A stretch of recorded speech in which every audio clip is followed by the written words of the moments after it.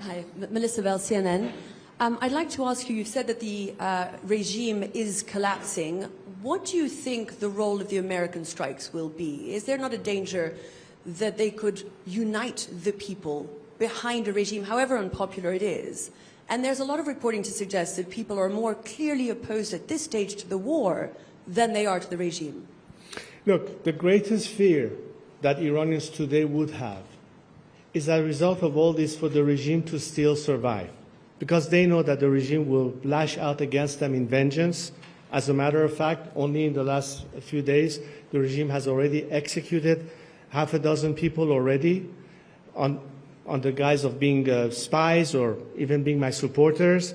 The regime is ultimately what people fear the most. They want to make sure that at the tail end of all this regime actually collapses, which is what I mean by saying don't throw it another lifetime.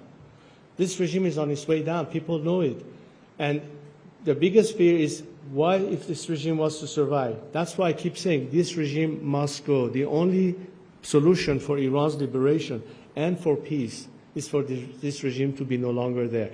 This is an opportunity in front of us. So we are doing what we can as Iranians fighting this brutal regime. It is time for the international community to finally decide whether this time they're going to be with the people and help them overthrow this regime.